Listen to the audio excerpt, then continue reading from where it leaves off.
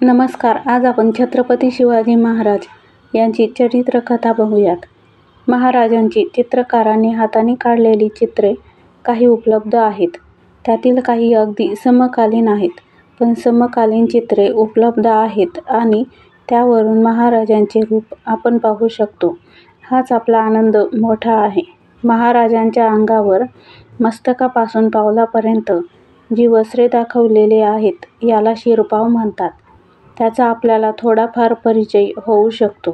त्यांच्या मस्तकावरील पगडी किंवा पागोटे किंवा जिरेटोप जो चित्रात दिसतो तो उत्तरेकडील आणि दक्षिणेकडीलही सुलतानी अंमलात दरबारी व्यक्ती जशा तऱ्हेचा वापरत असत तसाच आहे.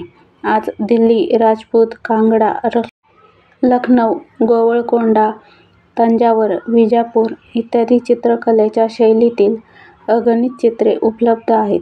त्यातील व्यक्तींची शिरोभूषणे आणि शिवाजी महाराजांचे शिरोभूषण यात खूपच साम्य आहे. क्षत्रिय आणि विनक्षत्रिय शिरोभूषणात थोडाफार फरक दिसतो. महाराजांच्या शिरोभूषणाचे बादशाही शिरोभूषणाशी साम्य आढळते. तो त्या काळाचा परिणाम किंवा प्रभाव आहे. महाराजांचा अंगरखा, जामा, कमरेचा छोटा शेला, चुस्त पायजमा, सुरवार हा अशाच प्रकारचा बादशाही दरबारी पद्धतीचा दिसून येतो. रुमाल हाही पण त्यातीलच. अंगावरील शेला म्हणजेच उत्तरीय किंवा उपवस्त्र हे हिंदूपणाचे एक लक्षण होते. पण काही बादशाह आणि त्यांचे अहिंदू सरदारसुद्धा शेला किंवा उपरणे वापरीत असल्याचे जुन्या चित्रावरून सिद्ध होते.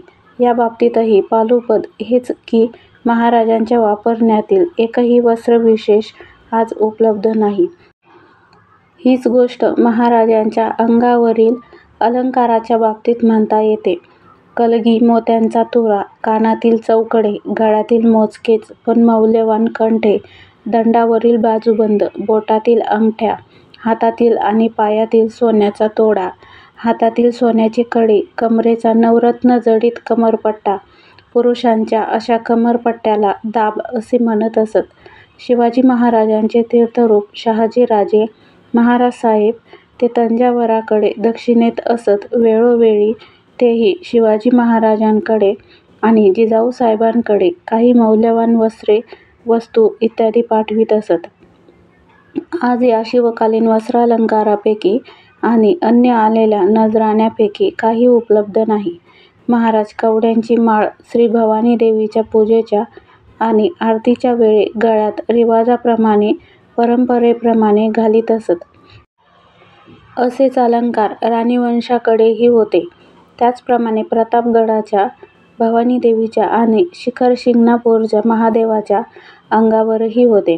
राज्याभिषेक करून छत्रपती म्हणून मस्तकावर छत्र धरण्यापूर्वी महाराजांनी स्वतः दिनांक 20 मे 1674 या दिवशी प्रतापगडावर जाऊन श्री भवानी देवीची षोडशोपचारे यथासांग पूजा केली.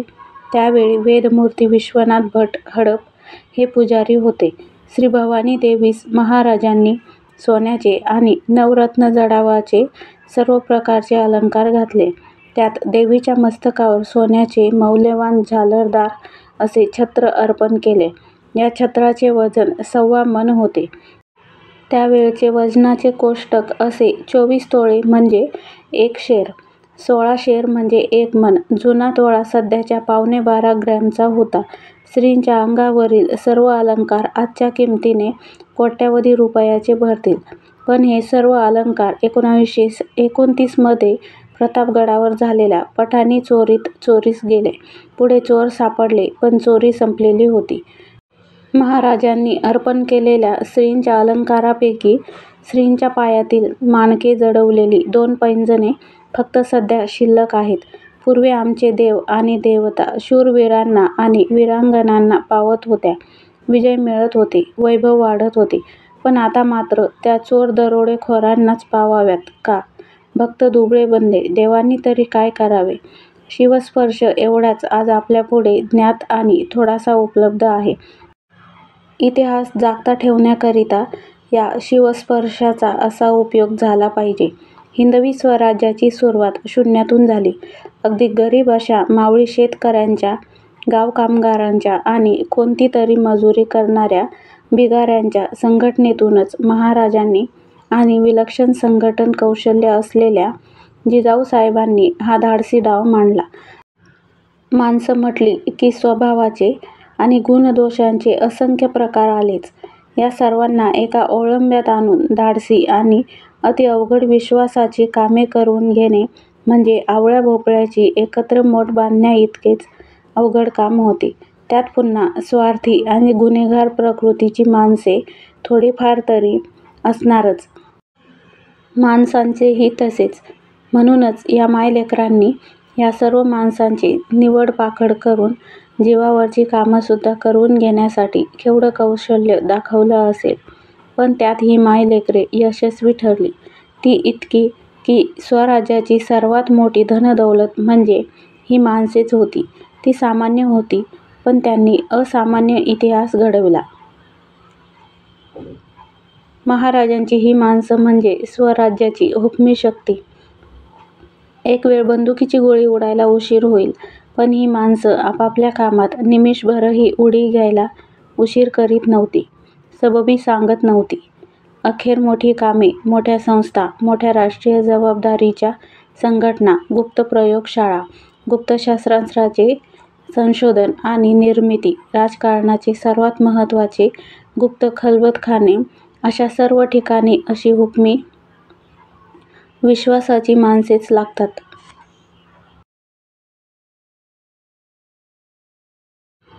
महाराजांनी अनेकांना पदव्या दिलेल्या आढळून येतात. त्यातील विश्वासराव ही पदवी किती मोलाची बघा. गायकवाड घराण्यातील कृष्णराव नावाच्या एका जिवलगाला महाराजांनी विश्वासराव ही पदवी दिलेली होती. युवराज संभाजीराजांना आग्राप्रसंगात मथुरेमध्ये ज्यांच्या घरी महाराजांनी ठेवले होते, त्या मथुरे कुटुंबालाच त्यांनी विश्वासराव ही पदवी दिली होती. अत्यंत विश्वासू आणि कर्तबगार अशा काही सरदारांना आणि मंत्र्यांना त्यांनी सकल राज्य कार्यधुरंदर ही विश्वासनिधी या पदव्या दिल्या होत्या. अनेक कोहिनूर हिऱ्यांचा कंठा गळ्यात पडण्यापेक्षाही महाराजांच्या हातून अशा मोलाच्या पदवीची बक्षिसी भाळी मिरवताना या सगळ्या विश्वासू जिवलगांना केवढा अभिमान वाटत असेल. महाराजांनी कौतुकाकरिता कर्तबगारांना मानाच्या सार्थ पदव्या दिल्या, बक्षिसे, पारितोषिके दिली नाहीत, वंशपरंपरा कोणालाही कोणतेही पद दिले नाही. या चुका स्वराज्याला म्हणजेच राष्ट्राला किती बाधतात, याची आधीची इतिहासावरून महाराजांना पुरेपूर जाणीव झालेली होती. पैसे किंवा अधिकारपदे देऊन माणसांची खरेदी विक्री महाराजांनी कधीही केली नाही. ऐन अफझलखान प्रसंगी विजापूरच्या बादशहाने अफझलखानाच्या मार्फत महाराजांचे सरदार फोडून आपल्या शाही पक्षात आणण्याचे कितीतरी प्रयत्न केले, पण फक्त एकच सरदार अफझलखानास सामील झाला. बाकी झाडून सगळे विश्वासराव ठरले. हुकमी जिवलग ठरले. त्यात कान्होजी जेधे, झुंजारराव मरळ, हैबतराव शिळमकर, दिनकरराव काकडे, विश्वासराव गायकवाड, हंबीरराव मोहिते, यशवंतराव पासलकर अशी पदवीधर बहादुरांची त्यांच्या पदव्यांनीशी किती नावे, असे दाभाडे, मारणे, शितोळे, जगताप, पांगेरे, कंक, सकपाळ, महाले, प्रभू देशपांडे आणि किती किती.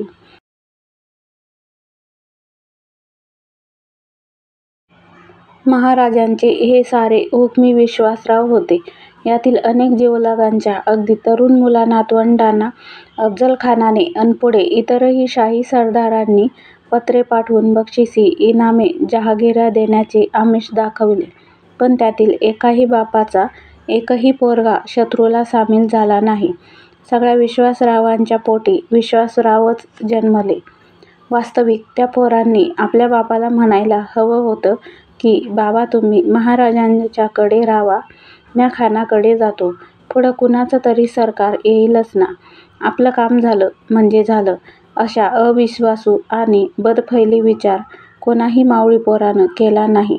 बाजी पासलकर, तानाजी, येसाजी, बहिर्जी, हिरोजी यांच्यासारख्या हिऱ्यामाणकांनाच आपल्या इतिहासात चंदन खूप आहे, कोळसाही आहे. यातील काय उगाळायचं चंदन की कोळसा? पारखून सारच घेऊ, पण उगाळायचं चंदनच, कोळसा नाही. चंदनाचा कोळसा करून उगाळत बसण्याचा उद्योग तर कृतघ्नपणाचा ठरेल. नकली दागिने जास्त चमकतात. अस्सल मंगळसूत्र पदराखाली झाकूनच असते.